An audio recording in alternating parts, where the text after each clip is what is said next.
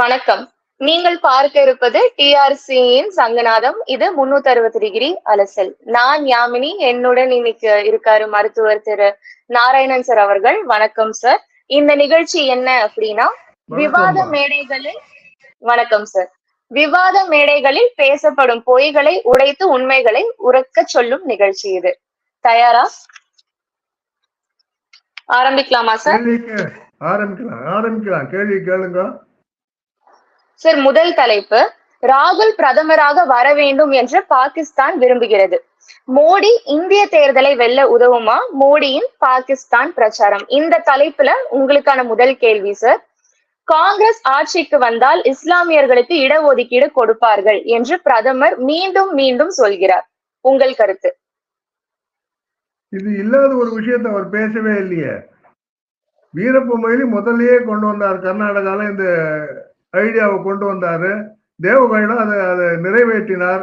கேரளால இந்த இடஒதுக்கீடு நடந்துட்டு இருக்கு. அதே மாதிரி காங்கிரஸ் அல்லாத ஜனதாதள் ஆட்சியில ஜேடிஎஸ்லயும் கூட பீகார்ல இடஒதுக்கீடு முஸ்லிம்களுக்காக இருக்கு. அதனால இருக்கிற ஒரு விஷயத்தை தான் பிரதமர் மீண்டும் மீண்டும் பேசிக் கொண்டிருக்கிறார். அது இருக்கக்கூடாது அப்படின்ட்டு.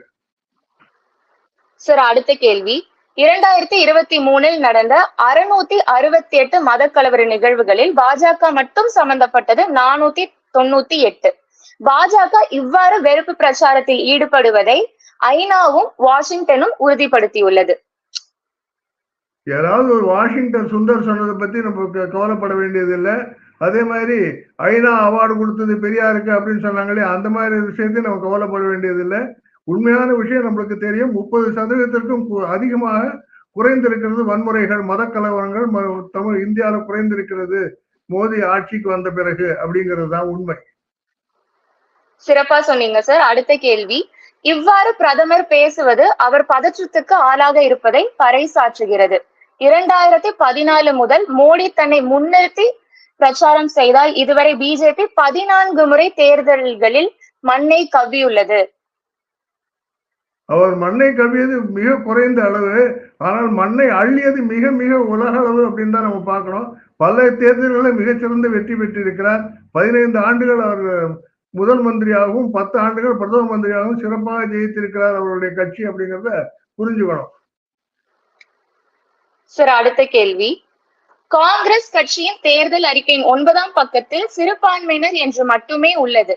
அல்லாமல் இஸ்லாமியருக்கு எல்லாவற்றையும் எடுத்து கொடுத்து விடுவோம் என்று நிச்சயமாக இல்லை.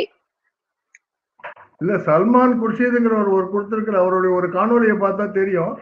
இந்தியாவில சிறுபான்மையினர் என்றால் அது முஸ்லிம்கள் தான் அப்படின்னு அவர் சிறப்பாக கூறி இருக்கிறார். அதுவே போறோம். அருமை சார். அடுத்த கேள்வி. அதே போல் இருக்கிறவர்களிடமிருந்து இல்லாதவர்களுக்கு எடுத்து கொடுப்போம் என்ற வார்த்தை எங்குமே இல்லை. அதாவது ரீடிஸ்ட்ரிபியூஷன் ஆஃப் வெல்த் அப்படின்னு அவங்க சொல்றாங்க அவங்களுடைய இதுல. அதுக்கு பொருளே இதுதான். யார் பணம் இருக்கோ அவங்கள்ட்ட இருந்து அதிகமாக செல்வத்தை இருக்கிறவங்களோட எடுத்து மற்றவர்களுக்கு இல்லாதவர்களுக்கு கொடுப்பது. அதுதான் ரீடிஸ்ட்ரிபியூஷன் ஆஃப் வெல்த். அது அவங்களுடைய மேனிஃபெஸ்டோல இருக்கு. Okay sir. இந்த தலைப்புல இந்த கேள்வி ரொம்ப முக்கியமான கேள்வின்னு நான் நினைக்கிறேன். அந்த கேள்வி உங்களுக்காக நான் இப்ப கேட்கிறேன்.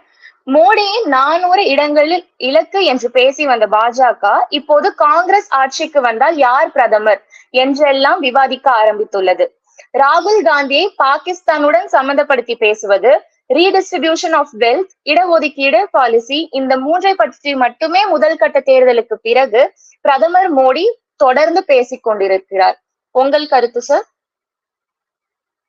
தேர்தல் என்று வரும்போது ஒரே ஒரு பாயிண்ட் வச்சுட்டு பேச முடியாது. பலமுறை தாக்குதல்கள் நடக்கும் எதிர்கட்சிகளை வீழ்த்துவதற்காக. அதுதான் பிரதமர் மோடி சிறப்பாக செய்து கொண்டிருக்கிறார். இதுல ஒரு முக்கியமான ஒரு விஷயம் பாருங்க. 400 சீட்டுக்கு மேல அப்படின்லாம் அவங்க பேசிட்டு இருந்தாங்க. இப்போ அப்படின்னு பேசுறாங்க. இவங்க என்னைக்காவது 272 அப்படிங்கிறத பத்தி இந்தி கூட்டணி நாங்கள் வெல்வோம் அப்படின்னு எங்கேயாவது பேசியிருக்காங்களா? அந்த நம்பிக்கை அவர்களுக்கு எப்பவுமே இருந்த மாதிரியே தெரியலையே. அது ஒரு விஷயம். அப்புறம் அடுத்தவர் பார்த்தீங்க அப்படின்னு சொன்னாக்கா, இடஒதுக்கீடு அப்படின்னு வரும்போது பிரதமர் ரொம்ப திட்டவட்டமாக சொல்லி இருக்கிறார். நம்ம ஊர்ல இடஒதுக்கீடு அப்படிங்கிறது ஓபிசி எம்பிசிக்கு கிடைக்கும், எஸ்சி எஸ்டிக்கு இருக்குமே ஒழிய ஜாதி வாரியானது இது இருக்குமே ஒழிய மத ரீதியான இடஒதுக்கீடு இந்தியாவில் இருக்க விட மாட்டேன், அது என்றுமே இருக்காது அப்படின்னு அவர் திட்டவட்டமாக கூறியிருக்கிறார். ஏன்னா இவங்க வந்து நாங்க மைனாரிட்டிஸுக்கு முஸ்லிம்ஸுக்கு இடஒதுக்கீடு கொடுப்போம் அப்படின்னு சொல்லி அதை நிறைவேற்றியும் செய்து கொண்டிருக்கிறார்கள் அப்படிங்கிறத நம்ம பார்க்கிறோம். அதே மாதிரி ரீடிஸ்ட்ரிபியூஷன் ஆஃப் வெல்த் அப்படிங்கிறத பத்தி பேசும்போது ரொம்ப ஒரு வருத்தமான விஷயம் என்னன்னா, ரீடிஸ்ட்ரிபியூஷன் ஆஃப் வெல்த் அப்படிங்கிறத இவங்களுடைய தங்களுடைய மேனிஃபெஸ்டோல கொடுத்த போது என்ன பண்ணிருக்கணும், ஊடகங்கள்லாம் வந்து கேட்டிருக்கணும், எப்படி அந்த ரீடிஸ்ட்ரிபியூஷன் ஆஃப் வெல்த் பண்ண போற, யார்கிட்ட இருந்து பிடிங்க யாருக்கு கொடுக்க போற அப்படின்ற மாதிரியான கேள்விகள்லாம் எழும் அப்படின்னு பார்த்தது. ஆனா இவங்க எல்லாம் ரொம்ப அமைதியா இருந்ததுனால அந்த விஷயத்தை பிரதமரே தானே கையில எடுத்து அதை பேச வேண்டிய அவசியம் ஏற்பட்டு விட்டது. ஏன்னா இவர் ராகுல் காந்தி பேசும்போது என்ன சொன்னார்னா, நாங்க வந்து ஜாதிவாரி கணக்கெடுப்பு எடுப்போம், அதுக்கப்புறம் வந்து யார்கிட்ட எல்லாம் பணம் இருக்கு அப்படின்றத பைனான்சியல் ஸ்டேட்டஸ் நாங்க எடுப்போம், அதுக்கப்புறம் யார்கிட்ட அதிகமான பணம் இருக்கோ அந்த பணத்தை எல்லாம் பணம் இல்லாதவர்களுக்கு அது எப்படி பகிர்ந்தளிப்பது என்று நாங்கள் திட்டமிடுவோம் அப்படின்லாம் பேசியிருக்காரு. இதுதான் ரீடிஸ்ட்ரிபியூஷன் ஆஃப் வெல்த் அப்படிங்கிறது. ஸோ இது வந்து பிரதமர் மோடி வன்மையாக கண்டிக்கிறார், இதை எதிர்க்கிறார் அப்படிங்கிறதுனால அதை பத்தி பேசுறாரு. அதுக்கப்புறம் பாகிஸ்தானுக்கு நண்பர் அப்படின்றது முக்கியமா அவங்க முழுக்க முழுக்க முஸ்லிம் ஃபேவரட்டிசம் தான் இருந்துட்டு இருக்கு. முஸ்லிம்களுக்கு ஆதரவாகவே காங்கிரஸ் கட்சி பேசிக் கொண்டு இருக்கும்போது அது பாகிஸ்தான் ஆதரவான ஒரு கட்சியாக தானே சொல்ல முடியும். அதனால இவர் வந்து எதுவுமே தேவையில்லாத விஷயங்களை பேசவில்லை. அவர்கள் என்னெல்லாம் அவங்களுடைய மேனிஃபெஸ்டோல கொடுத்திருக்கிறாங்களோ அது எவ்வளவெல்லாம் மக்களுக்கு எதிரானது என்கிறதையெல்லாம் அவர் அங்க சுட்டி காட்டி அதை மக்களுக்கு விளக்கும் விதமா தான் அவர் பண்ணிட்டு இருக்காருன்னு நம்ம பார்க்கணும். சார் சிறப்பா சொன்னீங்க. அடுத்த தலைப்பு, அமேதி தொகுதியில் போட்டியிட பயந்து ரேபரேலி கோடி விட்டாரா ராகுல், தோல்வி தொகுதி மாறுகிறதா ராகுல் காந்தி? இந்த தலைப்புக்கு உங்க பதில் சார். சார் அன்மியூட் பண்ணி பேசுங்க ப்ளீஸ். ராகுல் காந்தி தோல்வி பயத்தினால்தான், ஏன்னா இப்ப வந்து வயநாட்டிலையும் தோத்துருவோமோன்னு ஒரு பயம் இருக்கு அவருக்கு. அதே மாதிரி அமைதியால நிக்கிறதுக்கான தைரியமே கிடையாது. அதனால அவர் வந்து இப்ப ரேபரேலினா ஒரு சேஃபான கான்ஸ்டிடுவன்சியா இருக்குமோ அப்படின்னு நினைக்கிறாரு. இது ஒரு பக்கம். இன்னொரு பக்கத்துல பாத்தீங்கன்னு சொன்னாக்கா, காங்கிரஸ்ல வந்து எப்பவுமே வந்து அந்த ரேபரேலியா இருக்கட்டும் அமைதியா இருக்கட்டும் அது முழுக்க முழுக்க அவங்க இருக்கிற ஆண்கள் மட்டுமே அங்க போட்டியிடுவார்கள். நேரு போட்டியிட பகுதி, அதுக்கப்புறம் நேருக்கு பிறகு அவருக்கு மகன் இல்லாததுனால இந்திரா காந்திக்கு பிறகு ராஜீவ் காந்தி இறந்ததுக்கு பிறகு சோனியா காந்தி வேற யாருமே இல்லைங்கிறதால தலைமை பொறுப்பேற்றார்.